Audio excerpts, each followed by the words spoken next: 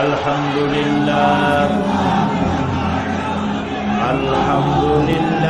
نحمده ونستعينه ونستغفره ونعوذ بالله من شرور أنفسنا ومن سيئات أعمالنا من يهد الله فلا مضل له ومن يضلل فلا هادي له ونشهد أن لا إله إلا الله وحده لا شريك له ونشهد أن سيدنا وحبيبنا ومولانا محمدا عبده ورسوله الذي أرسله بالحق بشيرا ونذيرا وداعيا إلى الله بإذنه وسراجا منيرا وقد قال الله تعالى في كلامه المجيد وفرقانه الحميد أعوذ بالله من الشيطان الرجيم بسم الله الرحمن الرحيم إن الله وملائكته يصلون على النبي يا أيها الذين آمنوا صلوا عليه وسلموا تسليما اللهم صل على مولانا محمد وعلى آل سيدنا مولانا محمد मोहब्बतेर साथे प्राण खुले सबाई पड़े अल्लाहुम्मा सल्ली अला सय्यिदिना मौलाना मुहम्मद व अला आलि सय्यिदिना मौलाना मुहम्मद बलगल उला بكماله كشف الدجى بجماله سند جميع خصاله صلوا عليه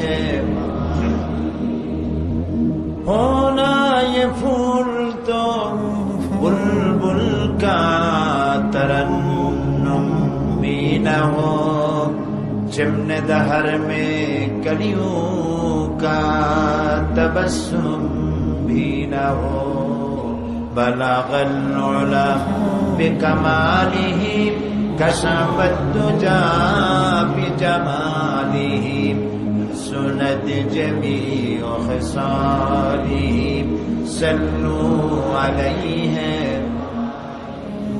नसीम जानबे बतहा गुजर कुन ज़हवालम मुहम्मद रा खबर कुन बलगल उला बिकमालिही कशफत दुजा बिजमालिही सुनत जमीअ खिसालिही सल्लू अलैहि اللهم آمين ربنا ظلمنا أنفسنا وإن لم تغفر لنا وترحمنا لنكونن من الخاسرين أي الله تعالى চট্টগ্রাম সমাজ কল্যাণ পরিষদ কর্তৃক আয়োজিত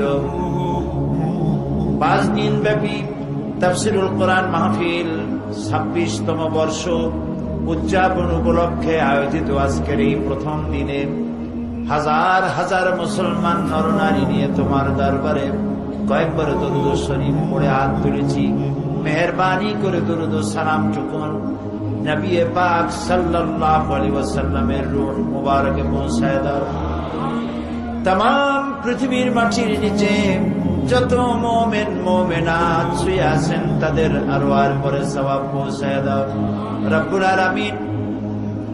5 দিন ব্যাপী এই মাহফিলের আয় আল্লাহ তাআলা ইন্তজামের দায়িত্ব তোমার কুদরতি ভাবে তুমি নিয়ে নাও রব্বুল আলামিন। বাংলাদেশের চতুর্দিক থেকে হাজার হাজার মুসলমানেরা লাখো জনতা মাহফিলে আসার জন্য প্রস্তুতি নিয়েছে, আসতেছেন, এসে গেছেন। তাদের সকলের যাতায়াত আল্লাহ তুমি আসান করে দিও। আয় আল্লাহ তাআলা এই মাহফিলকে তুমি বরকতপূর্ণ করো, কিয়ামত পর্যন্ত এই মাহফিলকে আল্লাহ তুমি চালু রাখো। ইয়া রব করম তু अगर करे वो बात दे जुबान को जो दिल पर असर करे। ربنا تقبل منا إنك أنت السميع العليم وتب علينا إنك أنت التواب الرحيم سبحان ربك رب العزة عما يصفون وسلام على المرسلين والحمد لله رب العالمين। جناب صاحب صدد حضرت العلام فضيلة الشيخ शेखुल हदीस मौलाना शमसुद्दीन साहेब दामत बरकातुहुल आलिया ए महफिलेर रौनक बख्श मेहमान बैतुल शरीफेर हजरत पीर साहेब बहरुल उलूम हजरतुल अल्लाम मौलाना शाह कुतुबुद्दीन साहेब अतालल्लाहु उम्रहु व बारकाल्लाहु फी हयाती, हज़रात उलमाए किराम, বাংলাদেশের বিভিন্ন জেলা থেকে আগত এবং হোস্ট এলাকা চট্টগ্রাম, পার্শ্ববর্তী দেশ থেকে আগত সম্মানিত মুসলমান ভাইয়েরা, পর্দার আড়ালের মা ও বোনেরা, সুপ্রিয় সাংবাদিক বৃন্দ, আইন শৃঙ্খলায় নিয়োজিত বাহিনী বৃন্দ, আসসালামু আলাইকুম ওয়া রাহমাতুল্লাহি তাআলা ওয়া বারাকাতুহু। আমরা আল্লাহ সুবহানাহু ওয়া তাআলার দরবারে লাখো কোটি শুকর আদায় করি যে মহান আল্লাহ তাবারক ওয়া তাআলা চট্টগ্রাম ইসলামী সমাজ কল্যাণ পরিষদ কর্তৃক আয়োজিত 5 দিন ব্যাপী তাফসীরুল কোরআন মাহফিলের এই 26তম অনুষ্ঠানের প্রথম দিবসে আল্লাহ তাআলা আমাদেরকে হাজির হওয়ার তৌফিক এনায়েত করলেন। সেই মনিবের দরবারে শুকরগুজার হচ্ছি, সকলে পড়ছি আলহামদুলিল্লাহ। রব্বানা লাকাল হামদ হামদান কাসীরান তাইয়্যিবান মুবারাকান ফীহি ইয়া রাব্বি লাকাল হামদু কামা ইয়ানবাগি লিজালালি ওয়াজহিকা ওয়া আযীমি সুলতানিকা। আমরা প্রাণ ভরে আমাদের মালিক, আমাদের মনিব আল্লাহ সুবহানাহু ওয়া তাআলার প্রশংসা করে নিলাম এবং এই মুহূর্তে স্মরণ করছি এই মাহফিলের শুরুতে সেই মিউনিসিপ্যাল হাই স্কুল ময়দান চট্টগ্রাম, সেখান থেকে যাত্রা শুরু হয়েছিল, সেখান থেকে কলেজিয়েট ময়দান, সেখান থেকে প্যারেড ময়দান, মাঝখানে আউটার স্টেডিয়াম, সবটা মিলে বিগত 26 বছর ধরে এ মাহফিলে যারা শুরু থেকে ছিলেন তাদের মধ্য থেকে আজকে যারা বেঁচে নাই তাদের সকলের জন্য দোয়া করি আল্লাহ রাব্বুল আলামিন এই কোরআনে কারীমের বরকতে তাদেরকে জান্নাত নসিব করে দিন। এই মাহফিলে যারা সাহায্য করেছিলেন তাদের মধ্যে আজকে যারা বেঁচে নাই আল্লাহ তাদের প্রতিও রহম করুন। প্রিয় ভাই সব, কোরআনে কারীম সম্পর্কে বাইতুল শরীফের হযরত পীর সাহেব আপনাদের সামনে গুরুত্বপূর্ণ কথা বলেছেন, আলোচনা করেছেন। কোরআন হচ্ছে এক মহাসমুদ্র, এর আলোচনার কোনো শেষ নাই। 26 বছরে এখানে আমরা প্রতি বছর 5 দিন করে করে যে আলোচনা করলাম, তা মহাসমুদ্রের মধ্যে এক ফোঁটা শিশির বিন্দু পড়লে যা হয় তাই। মহাসমুদ্রের মধ্যে এক ফোঁটা শিশির বিন্দু পড়লে যা হয় তাই হয়েছে। পৃথিবীতে যারাই তাফসীর লিখেছেন, কোন মুফাসসির বলতে পারেননি যে আমি যা লিখেছি শেষ, আর দরকার নাই। এবং কেউ একথাও বলতে পারেননি যে আমি যা বলেছি, তাফসীর করেছি, আর প্রয়োজন হবে না। এরকম কেউ কি লিখতে বা বলতে পেরেছেন? পারেননি। কারণ হলো কোরআনে কারীম হচ্ছে এক মহাবিশ্বের মহাবিস্ময়। এর থেকে বিস্ময়কর কিতাব পৃথিবীতে আর নাই। সুবহানাল্লাহ বলি। আল্লাহ রাব্বুল আলামিন কোরআনে কারীমে বলছেন, قُلْ لَوْ كَانَ الْبَحْرُ مِدَادًا لِكَلِمَاتِ رَبِّي لَنَفِدَ الْبَحْرُ قَبْلَ أَنْ تَنْفَدَ كَلِمَاتُ رَبِّي وَلَوْ جِئْنَا بِمِثْلِهِ مَدَدًا। আল্লাহ রাব্বুল আলামিন বলেন, নবী আপনি বলুন, তাম পৃথিবীর সমস্ত পানিগুলি যদি, সমুদ্রের নদী নালার পানিগুলি যদি কালি হয়ে যায়, আর তাই দিয়ে যদি আমার রবের কালিমার ব্যাখ্যা লেখা যদি শুরু হয়ে যায়, লিখতে লিখতে তাম পৃথিবীর পানিগুলি শেষ হয়ে যাবে, আমার রবের কালিমার ব্যাখ্যা লেখা শেষ হবে না। এ হচ্ছে সেই কোরআন, যে কোরআন এসেছিল পৃথিবীতে একটি সমাজ বিপ্লব, একটি রাষ্ট্রীয় বিপ্লব ঘটাবার জন্য। আজকে এই কোরআন যাদের উপরে নাজিল হয়েছে, তারা পৃথিবীতে আজকে সব থেকে বেশি হতভাগ্য হয়ে গিয়েছে কোরআন শরীফের সাথে, কোরআন মজিদের সাথে সম্পর্ক রক্ষা না করার কারণে। একদিন তো এমন ছিল যে এই কোরআন যেদিন নাজিল হলো, সেদিন থেকে আরবের মেষ পালক রাখালগুলো এই কোরআনের সংস্পর্শে এসে তারা পৃথিবীর শাসক হলেন, সেনাপতি হলেন। যারা কৃতদাস ছিল, কৃতদাসগুলি বিচারপতি হলেন, রণবিজয়ী সেনাপতি হয়ে গেলেন। এই কোরআনের কারণে এমন একটা সমাজ বিপ্লব হলো যে চুরি, ডাকাতি, জেনা, ব্যভিচার, হত্যা, ধর্ষণ বন্ধ হয়ে গোটা পৃথিবীর বুকে সর্বশ্রেষ্ঠ একটি সোনালী যুগের অবতারণা ঘটল। একথা সত্য নয় কি? প্রিয় ভাই সব, নবী করিম সাল্লাল্লাহু আলাইহি ওয়াসাল্লাম এই কোরআন দিয়ে একটি সমাজ তৈরি করেছিলেন, শোষণ মুক্ত সমাজ। আজ এই কোরআন দিয়ে কথা বলতে আমাদের রাজনৈতিক নেতৃবৃন্দ, আমাদের সরকারি অর্থাৎ সরকার যারা পরিচালনা করেন, তারা বুদ্ধিজীবী, কবি, সাহিত্যিক কোরআন দিয়ে কথা বলতে গেলে নিজেদেরকে আউটডেটেড মনে করেন, হীনমন্যতায় ভোগেন। একদিকে তো জানেন না, আর যতটুকু জানেন তাও বলতে চান না যে যদি এটি বলি, কোরআনের রেফারেন্স যদি দেই, ইসলামের কোনো কথা যদি বলি, তাহলে তো আমি সেকেলে হয়ে যাব, প্রগতিশীল হতে পারবো না। কিন্তু একই কথা যখন মালয়েশিয়ার কিংবদন্তি নায়ক, মালয়েশিয়ার আধুনিক মালয়েশিয়ার রূপকার ডক্টর মাহাথির মোহাম্মদ যখন বিশ্ববিদ্যালয়ের সমস্ত বিদগ্ধ সাহিত্যিক, সাংবাদিক, শিক্ষকদের সামনে যখন কোরআনের রেফারেন্স দিয়ে কথা বলেন, ইসলামের কথা বলে যখন গৌরব অর্জন করেন, তখন তার মর্যাদা মোটেই খাটো হয় না, বরং বিশ্ব বিবেক হিসেবে তিনি বিবেচিত হন। এর দ্বারা পৃথিবীর সব মুসলিম দেশের রাষ্ট্রপ্রধান, সরকার প্রধান, মুসলিম বুদ্ধিজীবী, মুসলিম কবি, সাহিত্যিক, তাদের মাহাথির মোহাম্মদের এই আদর্শের অনুসরণ করা উচিত। এতে মর্যাদা মোটেই কমে না, বরং মর্যাদা আল্লাহ বাড়ায় দেয়।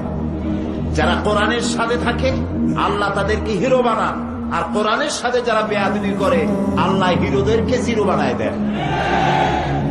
প্রিয় ভাই সব, কোরআন সম্পর্কে একটি কথা বিভিন্ন মসজিদের মধ্যে, মুসলমানদের মধ্যে, মুসল্লিদের মধ্যে মুসলমানেরা একটা কথা বলে বেড়ান। তারা বলেন কোরআন এটি হচ্ছে আলেমদের জন্য, আমরা বুঝবো না, আমরা সাধারণ মানুষ, আমরা বুঝবো না, বরং কোন বই কিতাব নিয়ে আমরা আলোচনা করি। কোরআন নিয়ে আলোচনা করা এটা মৌলবীদের কাজ, মাওলানাদের কাজ। এরকম কথা মসজিদে আপনারা কি শুনতে পান? শুনতে পান? এটি শুধু চট্টগ্রামে নয়, সারা বাংলাদেশে এবং বিভিন্ন জায়গায় মসজিদে মসজিদে এই কথাগুলি বলা হয়। এই কথাটি কি বলা ঠিক যে কোরআন আলেমরা ছাড়া কেউ বুঝবে না? এ কথা বলা কি ঠিক? কোরআন বোঝা তারা মনে করেন কঠিন, কিন্তু কোরআনের মালিক যিনি, কোরআনের মালিক কে? আল্লাহ তাআলা কি বলেন সেটা আমাদের জানা দরকার। কোরআন বোঝা কঠিন না সহজ, এই কথাটি আল্লাহর কাছ থেকে জবাব জানা দরকার। আল্লাহ রাব্বুল আলামিন সওয়ালে মুকদ্দারের জবাব হিসেবে মানুষেরা প্রশ্ন করার আগে আল্লাহ রাব্বুল আলামিন সূরা কামারের মধ্যে একই প্রশ্নের জবাব 4 বার দিয়েছেন নিজেই। আল্লাহ বলেছেন ওয়ালাকাদ ইয়াসসারনাল কুরআনা লিযিকর ফাহাল মিন মুদ্দাকির। ওয়ালাকাদ ইয়াসসারনাল কুরআনা লিযিকর, কোরআন শরীফকে মুখস্থ করার জন্য, আইলিল হিফজ, মুখস্থ করার জন্য, বোঝার জন্য আমি আল্লাহ সহজ করে দিয়েছি। একটি সূরার মধ্যে 4 বার এ কথা আল্লাহ তাআলা বলেছেন। কোরআন বোঝা আমি কি করেছি বলেন সবাই? সহজ করেছি। এখন যদি মানুষেরা বলে, মুসলমানেরা বলে যে কোরআন বোঝা আমাদের জন্য কঠিন, মৌলবীরা, মাওলানা সাহেবরা বুঝবেন, এই কথাটিকে আমরা একটি শয়তানের ওয়াসওয়াসা ছাড়া আর কিছুই বলতে পারি না। শয়তানের সব থেকে বড় ওয়াসওয়াসা কোরআন বুঝতে না দেওয়া। কোরআন যদি মানুষ বোঝে তাহলে ডানে বায় আর চলতে পারবে না। ধর্মের নামে যারা ব্যবসা করে সেই ব্যবসা খান খান হয়ে যাবে, ব্যবসা আর টিকবে না। এই জন্য শয়তান চায় কোরআন থেকে মানুষদেরকে মাহরুম করার জন্য। এই জন্য মুসলমানদেরকে কোরআন বোঝার জন্য আসতে হবে, কোরআন যাতে করে মানুষ বুঝতে পারে সেই চেষ্টা করতে হবে। সমাজ কল্যাণ পরিষদকে আমরা আন্তরিকভাবে মোবারকবাদ জানাই। এই কোরআনকে মানুষকে বুঝাবার জন্য তারা বিগত 26টি বছর প্রাণান্ত প্রচেষ্টা করে যাচ্ছে। আল্লাহ তাআলা তাদের এই প্রচেষ্টা যেন কবুল করেন। আমরা বলি আমিন, সবাই বলি আমিন।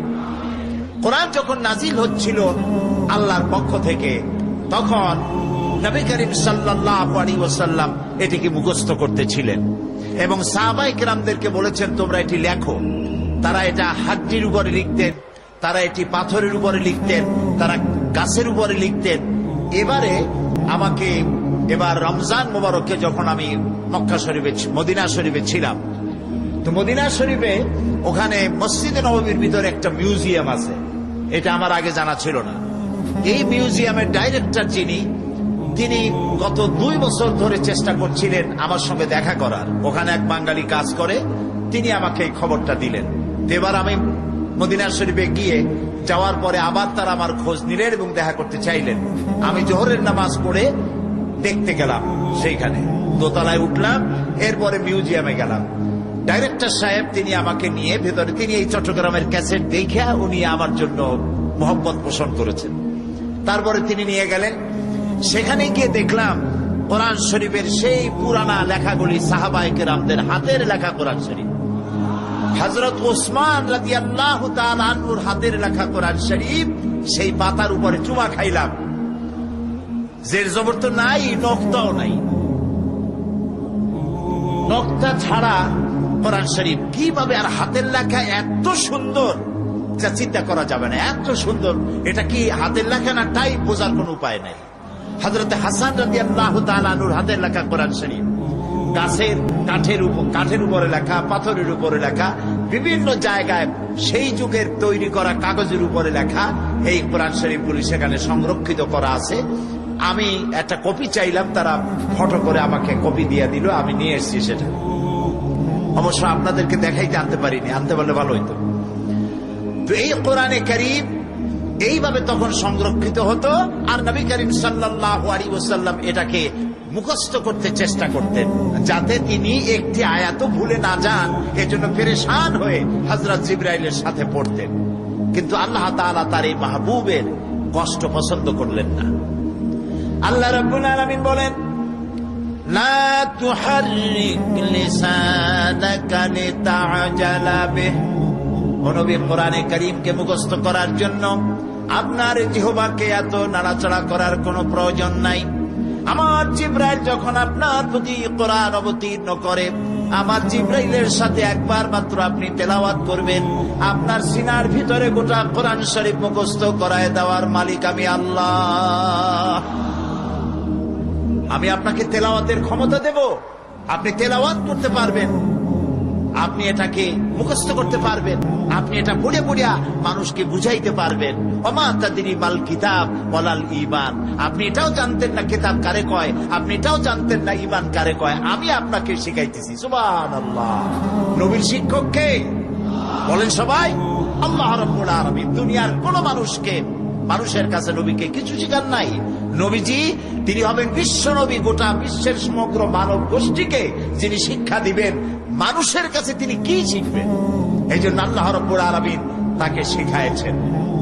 নবী করিম সাল্লাল্লাহু আলাইহি ওয়াসাল্লাম তিনি যখন এগুলি তেলাওয়াত করতেন, তখন কাফেরেরা অবাক হয়ে যেত। তারা চিন্তা করত যে এই লোকটা কোনোদিন লেখাপড়া জানে না।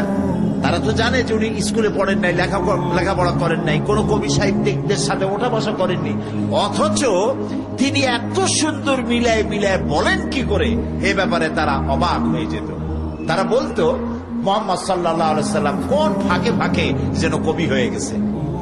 তো আল্লাহ রাব্বুল আলামিন এটা পছন্দ করলেন না। নবীকে কবি বলা হলো, আল্লাহ এটা কি করলেন না? পছন্দ করলেন না। আল্লাহ রাব্বুল আলামিন প্রতিবাদ করলেন। তিনি বললেন, ওয়ামা আল্লামনাহু আশ-শি'রা ওয়ামা ইয়ানবাগী লাহু। আমার নবীকে আমি কবিতা শিখাই নাই। কে জবাব দিলেন? আমি আমার নবীকে কবিতা শিখাই নাই। আর কবিত্ব আমার নবীর জন্য শোভনীয় নয়। চিন্তা করেছেন? ভালো করে চিন্তা করেন। আল্লাহ তাআলা বলছেন আমার নবীর জন্য কবিত্ব বা কবিতা লেখা এটা শোভনীয় ব্যাপার নয়। এর কারণ কি? এর কারণ হলো কবিরা যেসব কথাবার্তা বলেন, কবিরা আবেগে কোথা থেকে কোথায় চলে যায় কিছু বলতে পারে না। কবিরা সাময়িকভাবে মানুষের মধ্যে রোমান্টিক কিছু কথা বলতে পারেন, রোমান্স সৃষ্টি করতে পারেন, মানুষের মধ্যে উত্তেজনা সৃষ্টি করতে পারেন, হাঙ্গামা সৃষ্টি করতে পারেন, কিন্তু পৃথিবীর কোন সমস্যার সমাধান কোন কবি আজ পর্যন্ত দিতে পারেন নাই। সেই কবি হোমার থেকে শুরু করে আজ পর্যন্ত যত কবি পৃথিবীতে এসেছেন, প্রত্যেক কবি তার নিজস্ব পরিমণ্ডলে নারী নিয়ে, মানুষ নিয়ে নানান কবিতা লিখে মানুষকে মুগ্ধ করেছে, কিন্তু মানুষের সমস্যার সমাধান তারা করতে পারেননি, আর পারবেনও না। কারণ কবিরা আবেগপ্রবণ হন, আবেগে এমন সব কথা বলেন বাস্তবতার সাথে যার কোনো মিল নাই। আমি এই কথাগুলি বুঝাবার জন্য মাঝে মধ্যে আমাদের কবিদের কথা আমি আনি বুঝাবার জন্য। যেমন আমাদের জাতীয় কবি কাজী নজরুল ইসলাম, আল্লাহ তাকে জান্নাত নসিব করুন, সবাই বলেন আমিন। তিনি এমন সময় কলম ধরেছিলেন যখন মুসলমানদের পক্ষে কলম ধরার লোক ছিল না। তিনি এমন সময় রসুলের শানে বাংলায় এত সব নাত, এত সব আল্লাহর নামে এত সুন্দর হাম রচনা করেছেন। আমার তো মনে হয় যে নজরুলকে আল্লাহ তাআলা রসুলের শানে যে সব নাত লিখেছেন, নজরুলকে মাফ করার জন্য বোধহয় এটাই যথেষ্ট হতে পারে, যদি আল্লাহ কবুল করেন। তিনি মুনাজাত করলেন আল্লাহর কাছে, মসজিদেরই পাশে আমার কবর দিও ভাই, যেন সকাল সন্ধে মুয়াজ্জিনের আজান শুনতে পাই। এই কথা কি কবুল হয়েছিল না হয় নাই? হয়েছে কিনা? কবর হয়েছে কোথায়? ঢাকা বিশ্ববিদ্যালয় মসজিদের একদম গায়ে লাগানো। পরবর্তী সময় এক শয়তানের কবরও সেই জায়গায় দেওয়ার জন্য চেষ্টা চলছিল। শয়তানের জায়গা যে জায়গায় হওয়া উচিত সেখানে হয়েছে। আল্লাহ এই জায়গাটারে পবিত্র রাখছেন, আলহামদুলিল্লাহ। তো আমি বলতে চাচ্ছি যে কবিরা আবেগে উচ্ছ্বসিত হয়ে কল্পনার ঘোড়ার পৃষ্ঠে সওয়ার হয়ে তেপান্তরের মাঠ দিয়া নিরুদ্দেশ্যের উদ্দেশ্যে দৌড় মারে। কই থেকে কই যায় ওর কোনো সীমানা থাকে না। যেমন কাজী নজরুল ইসলাম তার এক প্রিয়তমাকে লক্ষ্য করে লিখেছেন, মোর প্রিয়া হবে এসো রানী, দেব খোপায় তারার ফুল। এখন যাকে উদ্দেশ্য করে তিনি এই কবিতা লিখেছেন, সত্যিকারের সেই প্রেমিকাকে তিনি যদি কাছে পেতেন তাহলে আকাশের তারা এনে কি তার খোপায় পরানো স্বাভাবিক ছিল মোটেও? তিনি লিখেছেন যে ওই রংধনুর রং আর জ্যোৎস্নার রং দুটোতে মিলাইয়া আলতা বানাইয়া প্রিয়তমার পায়ে পরায় দিল। এটা কি সম্ভব? সম্ভব নয়। এগুলি আবেগের কথা। ঠিক এরকম আবেগ করেছিলেন কবি হাফিজ, ইরানের নাম করা কবি হাফিজ। কবি হাফিজ তিনি তার কবিতার মধ্যে তার মাশুকা যিনি ছিলেন, প্রেমিকা, সেই প্রেমিকার ব্যাপারে তিনি বলেছেন যে আমার প্রিয়তমার লাল গালের উপরে যে কালো তিলটি আছে, ওই কালো তিলটি যদি আমি লাভ করতে পারি, ওটা যদি আমি পাই, তো এর বিনিময়ে আমি সামারকান্দ আর বোখারা বিলাই দিতে পারি।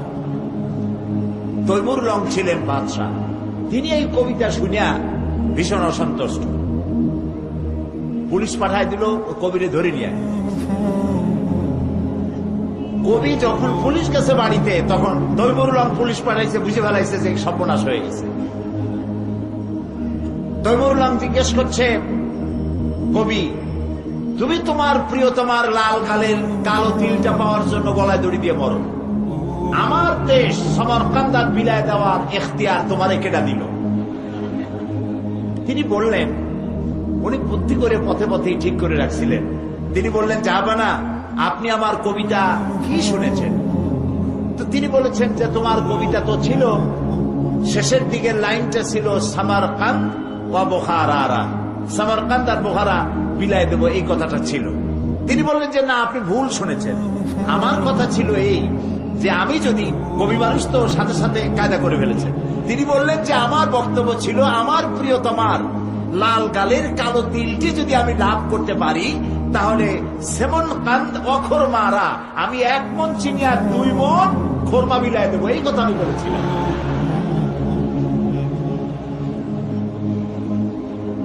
এর দ্বারা এই দুইজন কবির দুইটি কথা উল্লেখ করলাম। আরো কবিদের বহু কথা আছে, তাহলে তো কবিত্ব নিয়ে আলোচনা করতে হবে কোরআন থুইয়া। তা আমি বলতেছিলাম এই যে আল্লাহ তাআলা বলছেন, ওমা আল্লামনাহু শি'রা ওমা ইয়ানবাগি লাহু, আমি আমার নবীকে কবিতা শিখাই নাই, আর কবিত্ব আমার নবীর জন্য শোভনীয় নয়। নবী যদি আবেগ প্রবণ হন তাহলে ইনসাফ করতে পারবেন না, জাস্টিস করতে পারবেন না। এই জন্য নবীকে আমি কবিতা শিখাই নাই, তাকে আবেগ প্রবণ আমি বানাই নাই। সুবহানাল্লাহ ওয়া বিহামদিহি। আবেগকে নিয়ন্ত্রণ করার ক্ষমতা নবীকে দেওয়া হয়েছে। তো নবী করিম সাল্লাল্লাহু আলাইহি ওয়াসাল্লামের কাছে কোরআন নাজিল হচ্ছিল, তিনি এগুলি তেলাওয়াত করে মানুষকে শোনাচ্ছিলেন। আল্লাহ তাআলা এই জন্যই তাকে পাঠাইছিলেন, ইয়াতুলু আলাইহিম, তিনি তেলাওয়াত ওয়ায়ুযাক্কিহিম, আর মানুষকে তিনি কোরআনে কারীম দিয়ে পরিশুদ্ধ করবেন, তাদেরকে হিকমত শিক্ষা দিবেন, তাজকিয়া করবেন। এই জন্য কোরআন নাজিল হয়েছিল। প্রিয় ভাই সব, আমরা যে কোরআন দেখতে পাই, এই কোরআন কোন তাবিজ তদবিরের কিতাব হিসাবে নাজিল হয় নাই, একথা এই মঞ্চ থেকে বারবার আমরা উল্লেখ করেছি। নিশ্চয়ই মনে আছে আপনাদের। তাবিজ এবং তদবিরের জন্য কোরআন আসে নাই। কোরআন এসেছে একটি সমাজ বিপ্লব করার জন্য, যা পৃথিবীর মানুষকে সুখ, শান্তি, সমৃদ্ধি দিয়ে এই পৃথিবীতে তাদেরকে শান্তি দিবে এবং কিয়ামতের দিন তাদেরকে জাহান্নাম থেকে মুক্ত করে দেবে। এজন্য কোরআন নাজিল হয়েছিল। সেই জন্য আমি ইচ্ছে করেছি আপনাদের সামনে আলোচনা করব যে মুসলমান হওয়ার জন্য সব থেকে জরুরি কি জিনিস। সেই জিনিসগুলি সম্পর্কে, সেই গুণাবলী সম্পর্কে আলোচনা করতে চাই বিমাশিয়াতিল্লাহ তাআলা, যদি আল্লাহ তাআলা দয়া করে তৌফিক দেন। আপনারা দোয়া করেন যেন এই মজলিসের জন্য যত লোক আসতেছে সবার জন্য হেদায়েতের কারণ হয়ে দাঁড়ায়, আমার জন্য সেই ধরনের কথাবার্তা বলার তৌফিক যেন আল্লাহ তাআলা আমাদেরকে দান করেন। যারা এখানে কথা বলবেন সকলকে দান করেন। আসুন শয়তানের ওয়াসওয়াসা থেকে পানাহ চাই এবং যথারীতি তাফসীরের কাজ শুরু করি। পড়েন আমার সাথে, আউযু বিল্লাহি মিনাশ শাইতানির রাজীম, বিসমিল্লাহির রাহমানির রাহিম।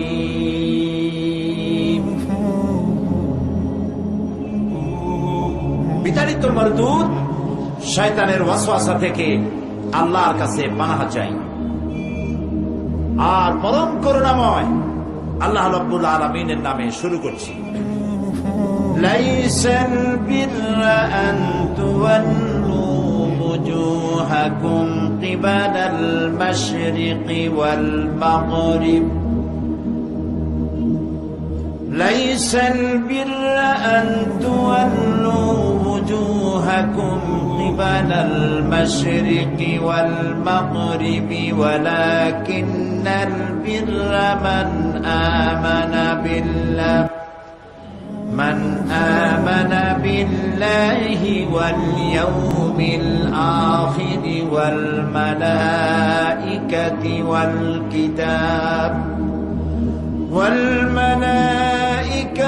والكتاب والنبيين وآتى المال على حبه ذوي القربى واليتامى والمساكين وابن السبيل والسائلين وفي الرقاب وأقام الصلاة وآتى الزكاة والموفون بعهدهم إذا عاهدوا والصابرين في البأساء والضراء وحين البأس أولئك الذين صدقوا وأولئك هم المتقون। صدق الله العظيم। সূরা বাকারা 177 নম্বর আয়াত, একটি লম্বা আয়াত। আল্লাহ রাব্বুল আলামিন বলছেন, লাইসাল বিররা আন তুওয়াল্লু ওয়ুজুহাকুম কিবালাল মাশরিকি ওয়াল মাগরিব, পূর্ব দিকে মুখ ঘুরানো অথবা পশ্চিম দিকে, এর ভিতরে তোমাদের কল্যাণ নিহিত নয়। ওয়ালাকিন্নাল বিররা মান আমানা বিল্লাহ, আসল নেকির কাজ হচ্ছে আল্লাহর প্রতি ঈমান আনা, ওয়াল ইয়াউমিল আখির, পরকালের প্রতি ঈমান, ওয়াল মালাইকাতি ওয়াল কিতাবি ওয়ান নাবিয়্যিন, ফেরেশতা, কিতাব এবং নবীদের প্রতি ঈমান আনা, ওয়াতাল মালা আলা হুব্বিহি যাবিল কুরবা ওয়াল ইয়াতামা ওয়াল মাসাকিন ওয়াবনাস সাবিল, আর নিকটবর্তী আত্মীয় স্বজন, ইয়াতীম, মিসকিন, পথচারী, প্রার্থী এবং কৃতদাস মুক্তির ব্যাপারে সাহায্যের হাত সম্প্রসারিত করে দেওয়া, নামাজকে প্রতিষ্ঠা করা, যাকাতকে আদায় করা, ওয়াদাকে পূরণ করা এবং বিপদে মুসিবতে ধৈর্য ধারণ করা, বিপদে মুসিবতে যুদ্ধে বিগ্রহে ধৈর্য ধারণ করা। এই কাজগুলি যারা করে, উলাইকাল্লাযীনা সাদাকু, এই লোকগুলি হচ্ছে ঈমানের দাবিতে সত্যবাদী, ওয়া উলাইকা হুমুল মুত্তাকুন, আর এরাই হচ্ছে প্রকৃতপক্ষে মুত্তাকি। এ হচ্ছে আয়াতে কারিমার, তেলাওয়াতকৃত আয়াতে কারিমার শাব্দিক তরজমা। এখন আমরা এখানে 10টি শর্ত লাগানো হয়েছে প্রকৃত নেকির কাজ পূর্ণবান ঈমানে কামেল হওয়ার জন্য। আল্লাহ তাআলা এখানে 10টি শর্ত আরোপ করেছেন, 10টি বৈশিষ্ট্যের কথা বলেছেন। কটি বৈশিষ্ট্য? এই 10টি বৈশিষ্ট্য সম্পর্কে আমরা আলোচনা করব ইনশাআল্লাহ। বলি ইনশাআল্লাহ। প্রিয় ভাই সব, ইসলামে সব থেকে বেশি গুরুত্বপূর্ণ জিনিস কোনটি? যদি প্রশ্ন করা হয় যে ইসলামের মধ্যে সব থেকে গুরুত্বপূর্ণ জিনিস কোনটি, তাহলে তার জবাব কি হবে? তার জবাব হবে ঈমান। সব থেকে গুরুত্বপূর্ণ যে জিনিসটি, তার নাম হলো ঈমান। তার নাম কি? ঈমান। প্রকৃতপক্ষে আল্লাহ রাব্বুল আলামিন যে কোরআন নাজিল করেছেন, এই কোরআনের আহ্বানের মূল প্রতিপাদ্য, কোরআনের মূল মেসেজ, কোরআনের মূল বক্তব্য হচ্ছে ঈমান। কোরআন তার ধারক বাহক সম্পর্কে যে কথা বলেছেন তাও বলা হয়েছে কি, সেটা শুনুন। আল্লাহ রাব্বুল আলামিন বলেন, রব্বানা ইন্নানা সামি'না মুনাদিয়ান ইউনাদি লিল ঈমানি আন আমিনু বিরাব্বিকুম ফাআমান্না। তোমাদের রব নিশ্চয়ই এমন একজন আহ্বায়ককে তোমাদের সামনে পাঠিয়েছেন। রব্বানা ইন্নানা সামি'না মুনাদিয়ান ইউনাদি লিল ঈমান। আমাদের রব নিশ্চয়ই আমরা এমন একজন আহ্বানকারী দাওয়াত পেয়েছি, যিনি আমাদেরকে আহ্বান করেন ঈমানের দিকে। নবী করিম সাল্লাল্লাহু আলাইহি ওয়াসাল্লাম সহ পৃথিবীতে যত নবী এসেছেন, সমস্ত নবীরা তারা দাওয়াত দিয়েছেন কিসের ব্যাপারে বলুন তো? সকলেই ঈমানের দিকে দাওয়াত দিয়েছেন, বিশ্বাসের প্রতি দাওয়াত দিয়েছেন। কোরআনে হাকিম একটি সুস্পষ্ট সীমারেখা দিয়ে এই পৃথিবীর মানুষকে দুটি শ্রেণীতে ভাগ করে দিয়েছেন। একদিকে ঈমান, আর একদিকে কুফর। একদিকে কাফের, আর একদিকে মুমিন। এটা সরাসরি দুটি ভাগ করে দিয়েছে। ঈমানের দাবিদার যারা, ঈমান পোষণকারীরা, তারা হলো সত্যাশ্রয়ী, তারা হকপন্থী, তারা নূরের সম্পদে সমৃদ্ধ, তার জন্য রয়েছে হেদায়েতের রাস্তা উন্মুক্ত। আল্লাহ রাব্বুল আলামিন বলেন, মাসালুল ফারিকাইনি কাল আ'মা ওয়াল আসাম্মি ওয়াল বাসীরি ওয়াস সামিঈ হাল ইয়াস্তাবিয়ানি মাসালান আফালা তাযাক্কারুন।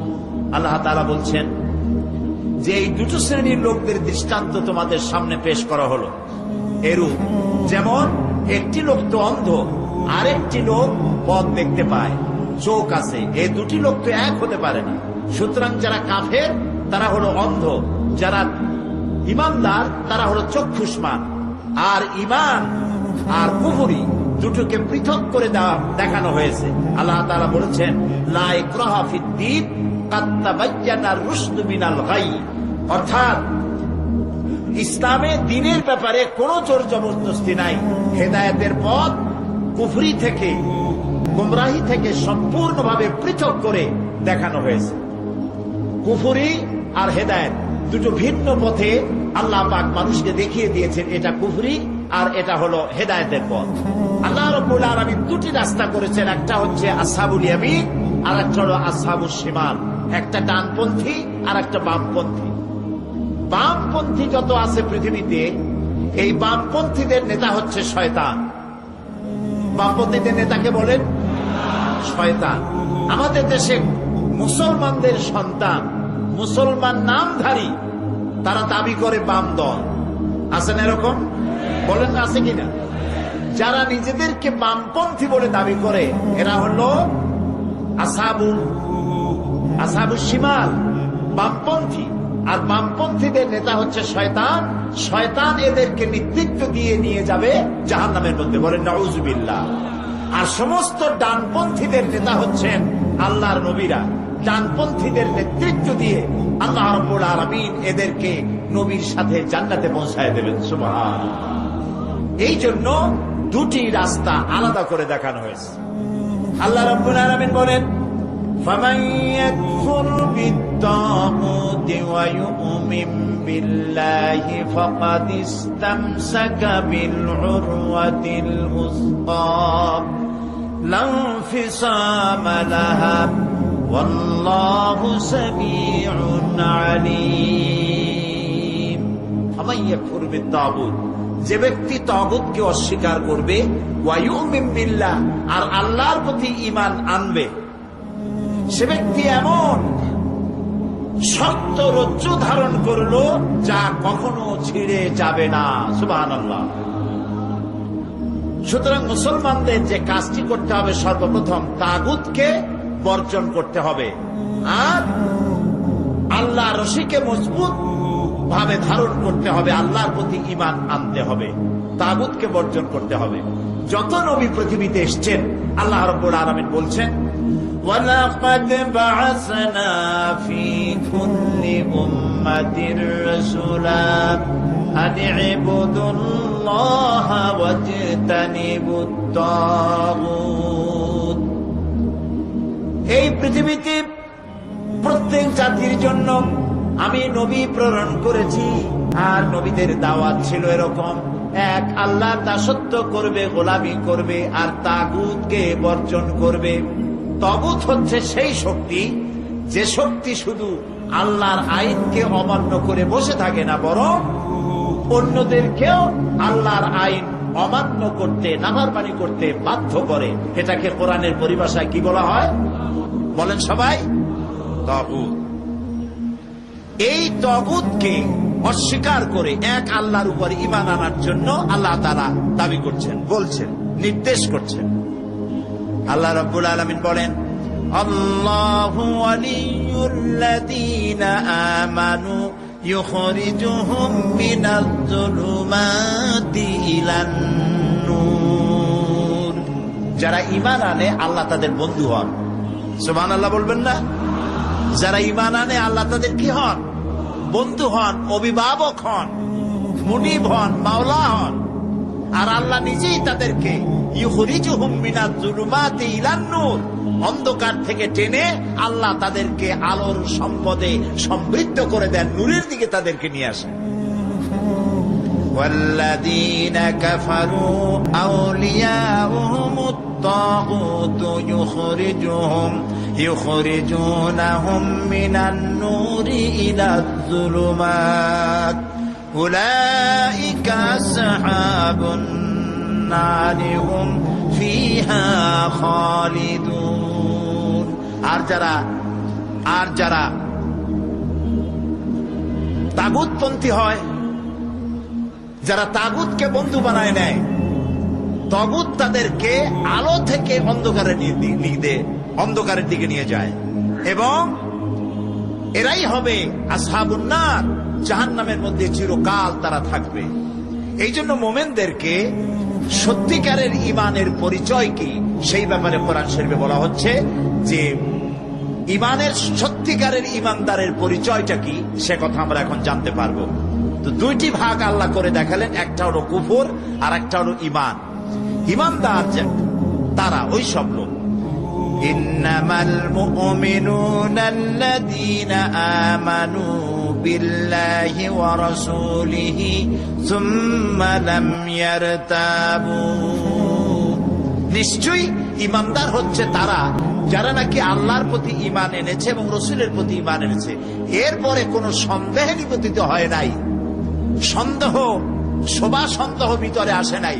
অর্থাৎ ইসলামকেই, আল্লাহ এবং রসুলকেই তার জন্য অভিভাবক মনে করেছে, ইসলামকে কমপ্লিট মনে করেছে, ইসলামকে ইনকমপ্লিট মনে করে নাই। ইসলাম কি সম্পূর্ণ না অসম্পূর্ণ? সম্পূর্ণ না অসম্পূর্ণ?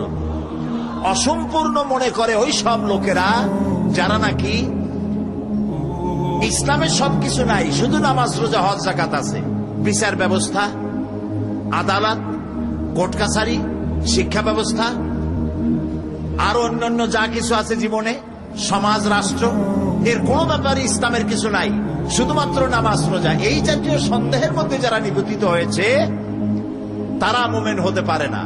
মোমেন হচ্ছে ওই সব লোক যারা আল্লাহর প্রতি ঈমান এনেছে, রসুলের প্রতি ঈমান এনেছে, আর কোন সন্দেহে নিপতিত হয় নাই। তারাই হলো সত্যকারের মুমিন, এবং তারা জিহাদ করবে মাল দিয়ে, জান দিয়ে আল্লাহর রাস্তায়। উলাইকা হুমুস সাদিকুন, এরাই হলো ঈমানের দাবিতে সত্যবাদী।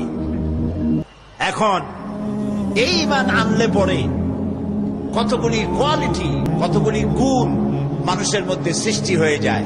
সেই গুণগুলি আমাদের মধ্যে আসছে কিনা সেইটা আমাদের ভেবে দেখার সময় এসেছে। না সময় আসে নাই? বলেন আসছে কিনা? আমরা ঈমান এনেছি, কিন্তু ঈমান আনলে পরে যেসব কোয়ালিটি, যেসব গুণাবলী আমাদের মধ্যে সৃষ্টি হওয়া উচিত, সেইগুলি আসছে কিনা সেই ব্যাপারে আমি এখন আপনাদের সামনে আলোচনা করতে চাই। কোরআনে কারীম থেকে আমি আপনাদের সামনে উপস্থাপন করার জন্য এখানে 6টি গুণ একত্রিত করেছি। 6টি কোরআন থেকে আনা হয়েছে। প্রকৃতপক্ষে ঈমানদার ব্যক্তির মধ্যে মিনিমাম এই 6টি কোয়ালিটি আসা জরুরি। ঈমান আনলে পরে এই 6টি গুণ তার মধ্যে প্রকাশ পাবে। নাম্বার 1, 1 নাম্বার, ঈমান আনলে পরে মানুষের মধ্যে আল্লাহ রাব্বুল আলামিন আত্মমর্যাদার শিক্ষা দেয়, তার মধ্যে আত্মমর্যাদা সৃষ্টি হয়ে যায়। আল্লাহর প্রতি মানুষকে হীনতা থেকে, দৈন্যতা থেকে তাকে আত্মমর্যাদার উচ্চতম শিখরে পৌঁছে দেয়। সে আগে মানুষের কাছে হাত পাতত, সে কোনো মূর্তির কাছে হাত পাতত, সে কোনো গাছের কাছে হাত পাতত। দেখেন না পৃথিবীতে কত জাত আছে, আছে না? আছে না? কত ধর্মের লোক আছে, তারা কেউ তো হাতে মূর্তি বানাইয়া তার সামনে নিজের আকুতি কাকুতি করতে থাকে, নিজের মনস্কামনা পূর্ণ করার জন্য বলতে থাকে। কেউ তো গাছের কাছে, কেউ তো সাপের কাছে, কেউ তো বাঘের কাছে, কেউ তো সূর্যের সামনে, কেউ তো চন্দ্রের সামনে, বিভিন্ন জায়গায় মনস্কামনা পূর্ণের জন্য নিজেকে নিবেদিত করে দেয়। তো ইসলাম যখন একটি মানুষ এই কালেমা পড়ল, লা ইলাহা ইল্লাল্লাহু মুহাম্মাদুর রাসূলুল্লাহ, জোরে পড়েন সবাই মিলে, লা ইলাহা ইল্লাল্লাহ, লা ইলাহা ইল্লাল্লাহু মুহাম্মাদুর রাসূলুল্লাহ। এই কালেমা যে ব্যক্তি পড়বে তার কলিজা বড় হয়ে যাবে, সে বুঝতে পারবে লা ইলাহা, জোরে বলেন ইল্লাল্লাহ, জোরে বলেন ইল্লাল্লাহ। কোন ইলাহ নাই, আইনদাতা নাই, বিধানদাতা নাই, হাকেম নাই, হায়াত ও মওতের মালিক কেউ নাই। কে ছাড়া? এবার জোরে বলেন আল্লাহ।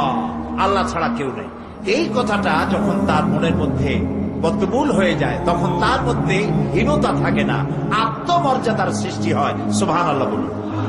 আর যাদের এটা হয় না, তারা ইয়াবতাগুনা ইলা রাব্বিহিমুল ওয়াসিলা, তারা ওয়াসিলা তালাশ করে, সেই ওসিলা তারা ধরে কোন গাছ, কোন মাজার, এরপরে কোন সাপ অথবা মূর্তি অথবা চন্দ্র সূর্য, এগুলির কাছে গিয়ে আশ্রয় গ্রহণ করে। আল্লাহ রাব্বুল আলামিন বলেন, ইন্নাল্লাযীনা তাদউনা মিন দুনিহি ইবাদুন আমসালুকুম, যারা আমাকে বাদ দিয়ে অন্যের দ্বারস্থ হয়, অন্যের ইবাদত করে, অন্যের আনুগত্য করে, অন্যকে ডাকে আমাকে বাদ দিয়ে, যাদেরকে তোমরা ডাকো ওরা তোমার মতো আমার গোলাম। সূর্যের কাছে হাত পেতেছো, ওটা তো আমার গোলাম। সূর্য কার গোলাম? সূর্য কার হুকুমে ওঠে আর অস্তমিত হয়? কার হুকুমে? সমুদ্রের জোয়ার ভাটা হয় কার হুকুমে? রাত আর দিনের পরিবর্তন হয় কার হুকুমে? সবকিছু আল্লাহ রাব্বুল আলামিনের। সুতরাং তুমি নিজে ফকির, আর এক ফকিরের সামনে গিয়ে হাত পাতলে তোমাকে সে কি দিবে? কিছুই দিতে পারবে না। এই যে আল্লাহ তাআলা কোরআন শরীফে এত সুন্দর করে বলেছেন, নবী ওদের বলেন, ওরা যেগুলির সামনে মাথা নত করে, এগুলি, এই পাথরের মূর্তিগুলি, এগুলি কি একটা মাছিও বানাইতে পারে? বলেন আপনারা, একটা মাছিও বানাইতে পারে না। এমনকি এই মূর্তিগুলির সামনে যত খাবার রাখা হয় হাদিয়া হিসাবে, এই খাবারগুলি যদি মাছিতে উড়াই নিয়ে যায়, খাবারগুলো কার জন্য দেওয়া হয়েছিল? ওদের খোদার জন্য, ওদের খোদার জন্য দেওয়া হয়েছে। এগুলি মাছিতে খাইয়া উড়ে চলে গেল, সাথে এতগুলি হাত, একটা আঙ্গুল দিয়ে টোকা দিয়ে একটা মাছি উড়াই দিতে পারে না। তো এই যখন দুরবস্থা, নিজেকে বিপদ থেকে বাঁচাইতে পারে না, তো কিন্তু এই যখন দুরবস্থা, সে তোমার উপকার কেমনে করবে? কোরআন শরীফে কথা বারবার বলা হয়েছে যে একমাত্র লা ইস্তাতিউনা লাহুম নাসরান, এরা তোমাদের কোনো সাহায্য করতে পারবে না। আল্লাহ তাআলা পরিষ্কার করে বলে দিন, কোনো সাহায্য তোমাদের ওরা করতে পারবে না। যেখানে আল্লাহ ছাড়া সেখানে হাত পাতবা, সাহায্য করতে পারবে না। তবে এটার একটা অর্থ আছে, সে ব্যাখ্যাটাও বুঝতে হবে। আপনি যদি হাত পাতেন 1 কেজি চিনির জন্য, 1 কেজি পেঁয়াজের জন্য, 10,000 টাকার জন্য, ওইটা তো দিতে পারবেন, আর এটা চাওয়াও না যায় না। কিন্তু যে সাহায্য আল্লাহর পক্ষ থেকে আসবে, গায়েব থেকে মদত আসবে, সেইটা পৃথিবীতে কেউ দিতে পারবে না আল্লাহ ছাড়া। যেমন সন্তান প্রয়োজন, বিয়ে করেছেন সন্তান হয় না, দিতে পারবে কে? চিল্লায় বলেন সবাই, কে দিতে পারবে? আপনার ব্যবসায় উন্নতি হয় না, এই ব্যবসায় উন্নতি কে দিতে পারেন? মামলা মোকদ্দমায় আপনি মাজলুম হচ্ছেন, আপনাকে সাহায্য করতে পারবেন কে? রোগ হয়েছে, রোগ মুক্ত করতে পারবেন কে? এই কথাগুলি কোরআন বারবার স্মরণ করাইছে যে গায়েব থেকে যে মদত আসবে, সেই মদতটা কারো কাছে চাওয়া যাবে না আল্লাহ ছাড়া। কার কাছে চাইতে হবে? দেখেন, আমাদের জাতির পিতা, বলেন নামটা কি? ইব্রাহিম আলাইহিস সালাম। আল্লাহর পয়গম্বর হযরত ইব্রাহিম আলাইহিস সালাম, তিনি আল্লাহ রাব্বুল আলামিনের ব্যাপারে যে কথাগুলি বলেছেন, রব্বুল আলামিন ওই কথাগুলি কোরআনে কারীমের ভিতরে চিরন্তন করে দিয়ে আমাদের হেদায়েতের রাস্তা পরিষ্কার করে দিয়েছেন। তিনি বলেছেন, আমি যখন ক্ষুধার্ত হই, আমি যখন তৃষ্ণার্ত হই, কেউ আমাকে খাওয়ায় না, আমাকে আহার কেউ দিতে পারে না, তৃষ্ণার্ত হিসাবে পানি পান আমাকে কেউ করাইতে পারে না। আল্লাযী হুয়া ইউতঈমুনি ওয়া ইয়াসকিন, আমি যখন ক্ষুধার্ত হই আল্লাহ আমাকে পান করান, আমি যখন তৃষ্ণার্ত হই, ক্ষুধার্ত হলে তিনি খাওয়ান, তৃষ্ণার্ত হলে তিনি পান করান। ওয়া ইযা মারিদতু ফাহুয়া ইয়াশফিন, আর আমি যখন রোগাক্রান্ত হই আল্লাহ রাব্বুল আলামিন আমাকে রোগ মুক্ত করে দেন। এই যে সাবমিশন, ডেডিকেশন, নিবেদিত হয়ে যাওয়া আল্লাহর জন্য, খালিসাতান লিল্লাহ, এই কলিজাটা ইমানের দিক থেকে একদম পরিষ্কার করে ফেলে দিতে হবে। আল্লাহ যেন আমাদের তৌফিক দেন, বলেন আমিন। এই কলিজার মধ্যে সব থেকে বেশি মহব্বত হবে কার? সব থেকে বেশি ভয় হবে কার? আর আল্লাহর সাথে সব থেকে, এরপরে আল্লাহর পরে সব থেকে বেশি মহব্বত হবে কার? রাসূলের। বলেন কার? সুতরাং এই কথাগুলি কোরআন আমাদেরকে বারবার স্মরণ করে দিয়েছে। সাহায্য কারো কাছে পাবো না, গায়েব থেকে যে সমস্ত সাহায্য আসা দরকার তা কেবলমাত্র কে দিতে পারে? কারণ হচ্ছে আন্নাল কুওয়াতা লিল্লাহি জামিআ, সমস্ত ক্ষমতার উৎস কে? এই জন্য ওই রাজনৈতিক স্লোগান আপনারা কোনোদিন বিশ্বাস করবেন না, যে রাজনীতিবিদরা বলুক না কেন যে ক্ষমতার উৎস জনগণ। এটা আপনারা শুনছেন কিনা? ক্ষমতার উৎস জনগণ। আমি বলি ক্ষমতার উৎস এই আপনারা, এই জনগণেরা যাদের নাকে ময়লা, দাঁতে ময়লা, পেটের মধ্যে দুর্গন্ধ, আপনি সব ক্ষমতার উৎস। আহারে কি ক্ষমতা! একটা সাপ দেখলে ভয়তে চিৎকার মেরে দৌড় মারেন, একটা বল্লা পিছনে ছুটলে দৌড়ে গিয়ে খালে পড়েন, বাঘ দেখলে তো কথাই নেই, বাঘের আওয়াজ শুনলেও নাড়ি বুড়ি পেঁচায় যায়, পেটের মধ্যে লুজ মোশন শুরু হয়ে যায়। এই যখন আপনার অবস্থান, আপনি হবেন ক্ষমতার উৎস, একটা কথা হইল। এবং আল্লাহ রাব্বুল আলামিনের কোরআনের সাথে এই কথাটি একদম কন্ট্রাডিক্টরি, এটি সাংঘর্ষিক। সকল ক্ষমতার উৎস জনগণের কথা বলা জায়েজ নাই, একথা বিশ্বাস করা হারাম, একথা বিশ্বাস করা কবিরা গুনাহ। সকল ক্ষমতার উৎস কেবলমাত্র কে? এক আঙ্গুল আকাশের দিকে উঁচু করে বলেন কে? আবারও বলেন আল্লাহ, আবারও বলেন আল্লাহ। আল্লাহু আকবার।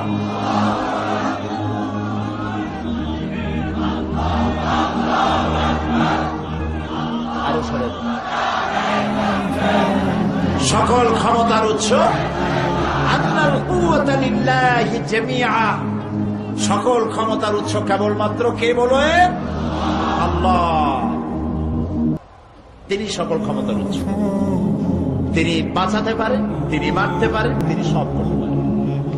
আল্লাহ রাব্বুল আলামিন বলেন, ওয়াইয়ামসাসকা আল্লাহু বিদুররিন ফালা কাশিফা লাহু ইল্লা হুয়া ওয়া ইউরিদকা বিখাইরিন ফালা রাদ্দা বিফাদলিহি।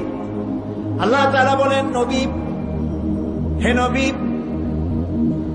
আল্লাহ যদি নিজে আপনার কোনো অকল্যাণ করেন তাহলে এমন কেউ নাই যে আপনাকে সেই কল্যাণ দিতে পারে। আর আল্লাহ যদি আপনাকে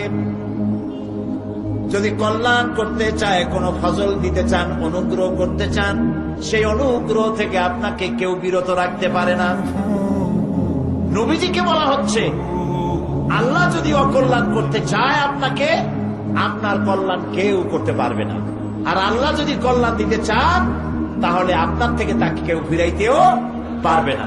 সুতরাং ভালো এবং মন্দ, খাইরিহি ওয়া শাররিহি, বলেন এর পরে কি? মিনাল্লাহি তাআলা। ভালো এবং মন্দ এটার মালিক কে? জোরে বলেন, আল্লাহ রাব্বুল আলামিন। মুমিন ব্যক্তির মধ্যে এই আত্মমর্যাদার সৃষ্টি হয় বলে যারা মুমিন তারা হক কথা বলতে কখনো পিছপা হয় না। সাহাবায়ে কিরাম হক কথা বলতে পিছপা হয়েছিলেন? নবীরা হয়েছিলেন? নবী তো একা ছিলেন, মুহাম্মদ রাসূলুল্লাহ সাল্লাল্লাহু আলাইহি ওয়াসাল্লাম সর্বপ্রথম দাওয়াত তো একাই দিলেন।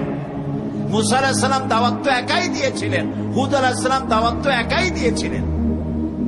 কারণ ওনারা জানতেন যে আল্লাহ রাব্বুল আলামিনের সাহায্য আমাদের সাথে আছে, তাই আত্মমর্যাদার সৃষ্টি তাদের মধ্যে হয়েছে। আর এখনো যারা মুমিন তাদের মধ্যে আত্মমর্যাদার সৃষ্টি হয় যদি আল্লাহর উপরে পরিপূর্ণ ভরসা থাকে।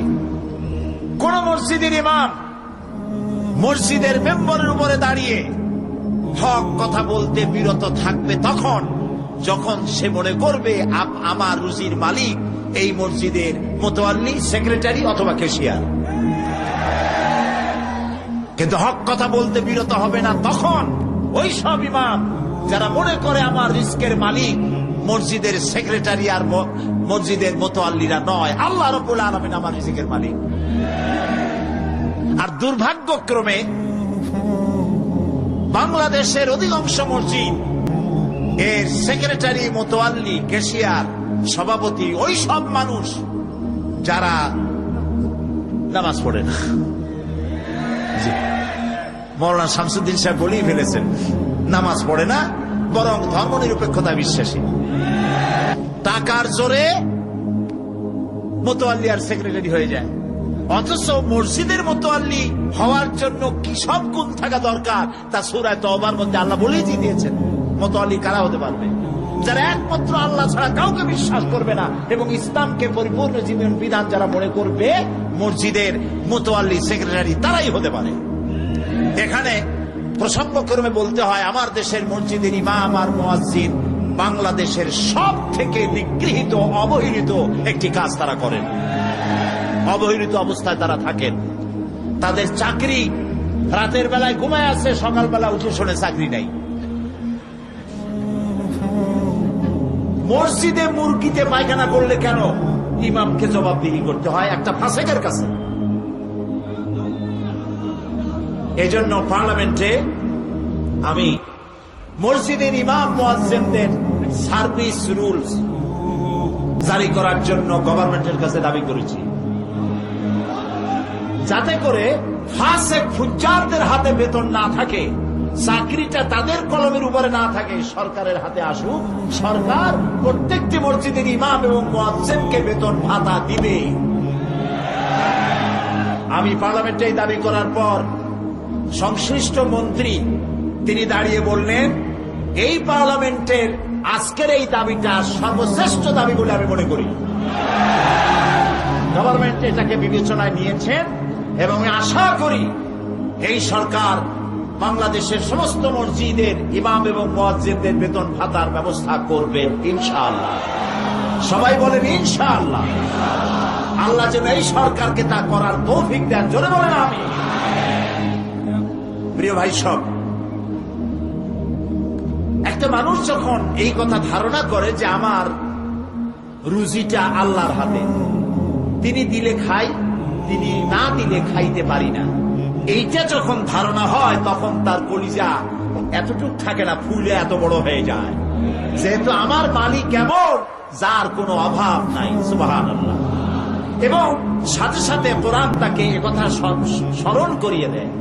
আল্লাহ রাব্বুল আলামিন বলেন, ওয়ামা মিন দাব্বাতিন ফিল আরদি ইল্লা আলাল্লাহি রিজকুহা। এই পৃথিবীর বুকে এমন কোন বিচরণশীল জীব নাই যার রিজকের দায়িত্ব আমি আল্লাহ আমার হাতে গ্রহণ করি নাই। সমস্ত প্রাণী রিজকের দায়িত্ব কার হাতে? সবাই বলেন আল্লাহ রাব্বুল আলামিনের হাতে। সেই ক্ষুদ্র পিপিলিকা থেকে আরো ছোট্ট প্রাণী, মাঝে ছোট্ট ছোট্ট পোকা দেখেন না, ছোট্ট ছোট্ট পোকা একদম চোখে, সাধারণ চোখে দেখা যায় না, মাইক্রোস্কোপ যন্ত্র দিয়ে দেখা লাগে। এমন পোকারও জননেন্দ্রিয় আছে, এমন পোকারও হার্ট আছে, কিডনি আছে, পাকস্থলী আছে, চোখ আছে, হাত পা আছে, সব আছে, মাইক্রোস্কোপ যন্ত্র থাকা